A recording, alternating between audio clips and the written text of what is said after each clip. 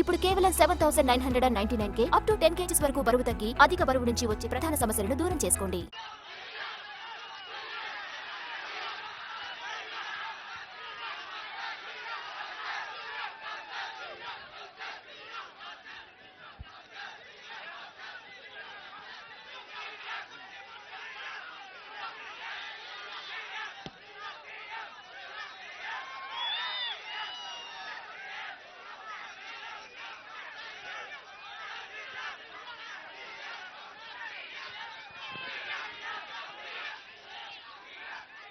ఒకటే ముగింపు వాక్యాలుగా ఇది 40 రోజుల సమయం. 40 రోజుల సమయం. ఈ 40 రోజుల సమయంలో మీకోసం కాదు, మీ బిడ్డల భవిష్యత్తుని ఇక్కడున్న యువతకు కూడా అందరికీ చెప్తా ఉన్నా, మీ భవిష్యత్తు ఇది, నా భవిష్యత్తు కాదు ఇది. నేను ఓటమికి గురైనా నిలబడే ఉన్నా. నాకు రిలీజ్ సోదరుల కష్టాలు తెలుసు, మత్స్యకారు సోదరుల కష్టాలు తెలుసు, చేనేత కార్మికుల కష్టాలు తెలుసు, రైతాంగం కష్టాలు తెలుసు. కౌలు రైతు ఏడిస్తే మీరు ఆనందంగా చూసిన సినిమాల నుంచి డబ్బులు తీసుకెళ్లి మరి కౌలు రైతులకు ఇచ్చిన వాడిని. మన రైతాంగం కోసం నేను నిలబడినా. నీరు లేకపోతే పంట రాదు. అలాంటి కాలువల ఆధునీకరణకి కూర్చొని మేమంతా కష్టపడమా? మీరు వైసీపీ వాళ్ళు వస్తే ఒకటి అడగండి, మనకి సోమరి చెరువు నుంచి మట్టి ఇష్టం వచ్చినట్టు తవ్వి వెళ్ళిపోతా ఉన్నారు. జల్లూరు, తాటిపత్రి, చేబ్రోలు చెరువుల నుంచి మట్టి మొత్తం తవ్వేశారు. పోయినసారి కూడా వచ్చినప్పుడు చెప్పారు నాకు, జల్లూరు, తాటిపత్రి, చేబ్రోలు చెరువుల్లో నుంచి మట్టి మొత్తం తవ్వేశాడు మాఫియా డాను. ఫ్రీగా తవ్వేసుకొని 6,000 రూపాయలు ట్రిప్కి దోచేస్తా ఉన్నారు.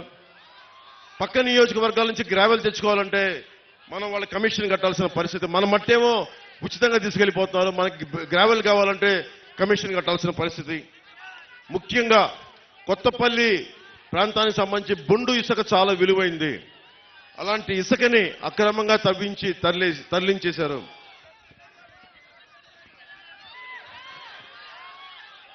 జేపీ వెంచర్స్ అనేది ఇంకో కంపెనీ కూడా ఉంది. జేపీ వెంచర్స్, ఇంకొకళ్ళు వైసీపీ కంపెనీ ఉంది. అది కూడా కాకినాడ ఎంపీగా నిలబడుతున్న వ్యక్తి కంపెనీ అనుకుంటా. అది కూడా పేరు చెప్పట్లేదు, బాధపడతారని. వాళ్ళు 20,000 క్యూబిక్ మీటర్లు రోజు చొప్పున తవ్వేశారు. దాదాపు 5 లక్షల క్యూబిక్ మీటర్ల చొప్పున రోజుకి తవ్వేశారు. అంటే ఏం జరుగుతుందో దీనివల్ల మీకు చెప్పడానికి, ఇసుక తవ్వేటప్పుడు డ్రెడ్జింగ్ మెషినరీ వాడకూడదు, చాలా నిబంధనలతోటి నియమాలతోటి తవ్వాలి. వాటిని దాటేశారు. సో వీటన్నిటిని దృష్టిలో పెట్టుకొని నష్టం మీరే పోతారు. మీ చెరువుల్లో మట్టి పోయినా, మీ తీర ప్రాంతానికి కోత కలిగినా, వీళ్ళు చేసే అక్రమ ఇసుక రవాణా మీ జీవితాలను ఛిద్రం చేసేస్తుంది. చెరువు మొన్నదాకా 2 అడుగులు లోతు అనుకుంది అని చెప్పి మన సముద్రంలోకి వెళ్తే సడన్ గా లోపలికి పోతే 10 అడుగులు మట్టి, ఇంకా 20 అడుగులు ఉంది. మునిగిపోయి చచ్చిపోతా ఉన్నారు ప్రజలందరూ. దీన్ని దృష్టిలో పెట్టుకోండి.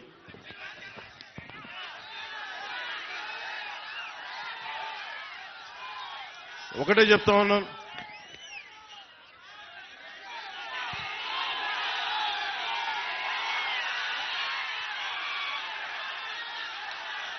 ఒక నిమిషం ఆగండి.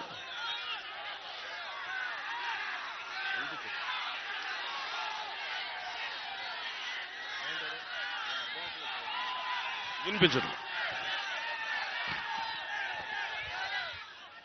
నేను